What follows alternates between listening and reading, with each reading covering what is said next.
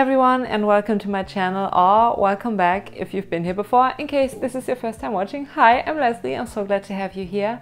On my channel I talk about all things luxury, in particular handbags, but also fashion. I film unboxings, reviews, hauls, shopping vlogs, travel vlogs from time to time. So if that sounds like your thing, I would love you to consider subscribing to my channel. Before any further rambling, today's video will be all about the CELINE Tabou bag, this cutie right here. I filmed my luxury handbag collection video a couple of weeks ago at this point, and this one wasn't featured because it's not part of my collection. It's actually a friend of mine's, and she recently decided she wanted to part ways with this one, and I figured, considering that the CELINE Tabou bag is like highly coveted, chances are there aren't that many videos about the CELINE Tabou bag and yeah, going into detail and what fits and what it looks like when you wear it like crossbody on your shoulder and stuff. So she was kind enough to let me use this bag for the sake of this video to give you an in-depth as possible video about this bag, considering that I've never actually used this bag, but I did take my time and looked through all the specifics. So yeah, I hope this video will be helpful. Also, I'm gonna link to her like details and how you can contact her, in particular like her Instagram, in the description box below, and also like here on the screen, because she's definitely selling this one under retail. I think the current retail for this size of the Tabou bag is 2,100 euros, and I believe she's asking for, but don't quote me on it, like 1.6-ish roundabout. So definitely, if you're looking at adding a Tabou bag to your collection, and this one is in a beautiful dark navy color, which I believe was limited, I didn't see it on the website anymore, definitely like get in touch with her, and yeah, maybe you're the one that wants to give this beauty a new home. So the plan of action for today's video will be, I'm going to show you what fits inside, also like the layout of the bag itself, details of the leather, and also this is the like regular Tabou bag. There's also a smaller one which is called the Tabou Clutch. It gives me Y2K vibes, so a lot slimmer and I think also a little curved, but it also features this signature lock right here. Yeah, definitely a totally different vibe, and it comes in both leather and like the CELINE monogram, so the brownish shade. But yeah, this is the regular Tabou bag. So just to give you a first idea, this is the shoulder strap. It's fully detachable, and it's also, yeah, it does have a significant amount of holes, so you can definitely like adjust depending on your height. And the way that you attach the strap is through these little hoops right here, which I'm also going to show you throughout the video. Alright, so first off, let's look at the bag and how it's structured. So it's made out of cow skin. It's like a very soft and smooth, shiny cow skin, but I mean, not like super smooth, but you can see the reflection when the light hits it.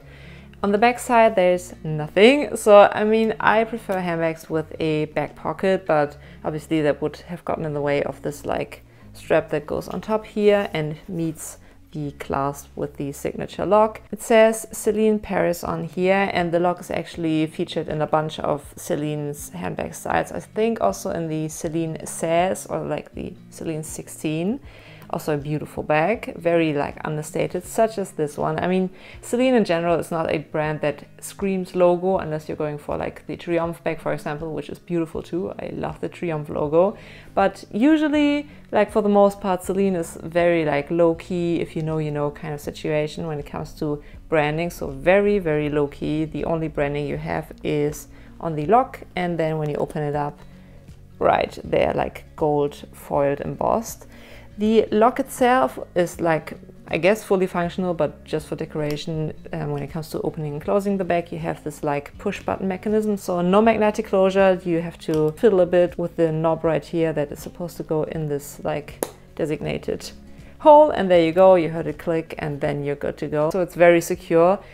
On the downside, however, I mean, with it being a soft and smooth, shiny leather, you have to be a little careful to not like get the knob in the way and like scratch the leather. Also with fingernails, by the way, don't look at my fingernails. I'm currently redoing my apartment, and yeah, my nails have definitely gone through some stuff. Anyway, so you have to be a little mindful of not like scratching the leather when you're opening and closing the bag. But if you know that you have to pay a little more attention to how you open and close the bag, I mean, you're good to go. And on the inside, You have like two main compartments basically. The front compartment is a little slimmer, but definitely very spacious nonetheless.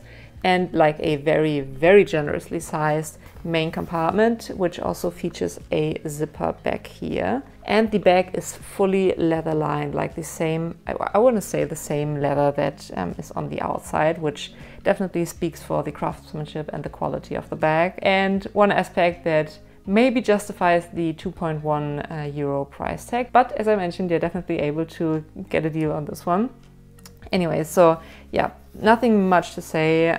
The leather on the inside feels really soft, like, I mean, same as on the outside. I feel like the outside leather is a little sturdier, maybe a little harder. On the inside it's a little more puffy, which, I mean, better that way than the other way around, because with it being a little more sturdy on the outside, I'd hope that you're not like super prone to getting scratches on here. I mean, it's inevitable, but a little sturdier of a leather never hurts. So there's that, and these two loops are how you attach the shoulder straps. So I'm gonna insert like close-ups, but you have to fiddle the strap through the two loops that I just showed you, and then buckle it up and like rearrange so the buckle is wherever you want to have it. And you have like, oops, where are the holes? 1, 2, 3, 4, 5 holes, which are pretty far away from each other, so very spaced out, and you have a lot of options when it comes to adjusting the strap. And I did try it on the shortest and also on the longest setting, both like one on the shoulder and crossbody. For reference, I'm 177 centimeters, which is close to 5'10", so I'm definitely on the taller side. But yeah, even on the shortest setting, I was maybe able to get away with wearing it crossbody.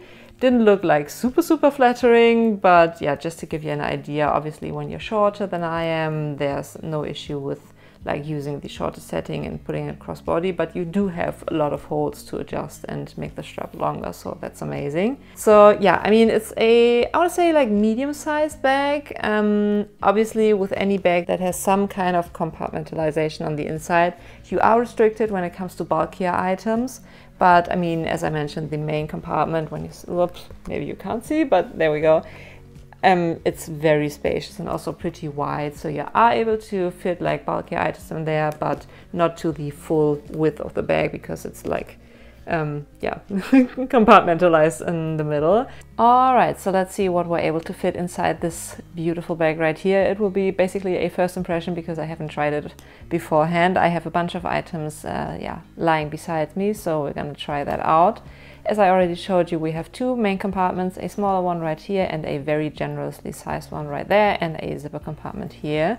So, I mean, when it comes to the length of the bag, that would usually be an issue when it comes to like umbrellas. I do have one right here.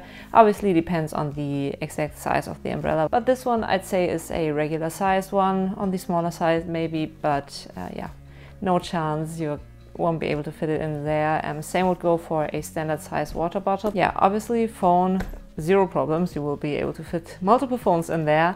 I did bust out my, I think it's my largest wallet that I have at this point in time. I got rid of all of my really big, like continental sized rectangular wallets. There we go, plenty space left. Power bank, which is always important, will go in here. Obviously depends on the size of the power bank, and like a matching cord to be able to actually charge my phone. Okay, this is quite bulky. Usually I don't really carry like sunglass cases, like the actual cases. I usually get like a small pouch and just chuck them in the bag, but just for good measure, let's see. We might have to take out the I don't want to push it. I mean, you might be able to fit it in there, but considering that you're working with a limited space, you probably want to minimize the amount of bulky items that you're carrying with you. Pocket bag, or like, yeah, bacterial gel, very useful, will go in here. Card holder, which I adore, and I haven't had any color transfer on it yet, but yeah, fingers crossed it will stay that way. My pochette clé, which is always on me.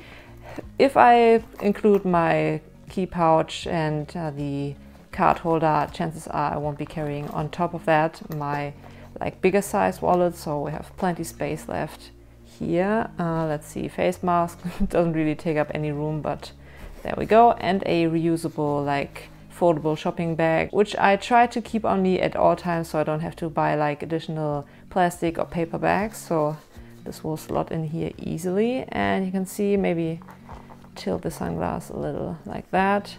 Zero problem in closing it. So I guess I mentioned everything that I wanted to touch base on when it comes to the CELINE Tabou bag. As I mentioned, it's not like a review because I am not the one that uses this bag or used to use this bag, so I can't speak from experience of how functional it is on a day-to-day basis.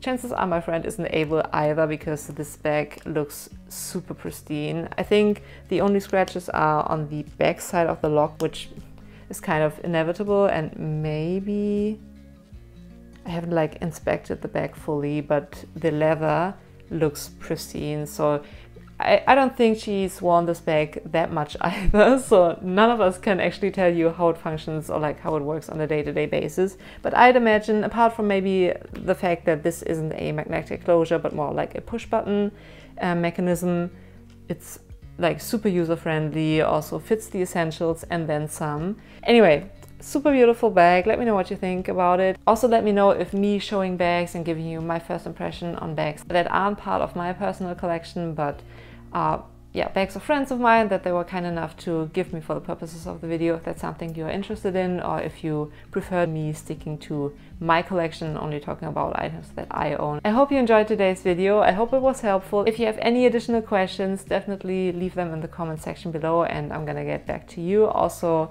again, the contact details for the lovely person that is selling the Tabou bag will be in the description box. And yeah, give this video a thumbs up if you enjoyed it, consider subscribing, and I'm gonna see you in my next video. Bye.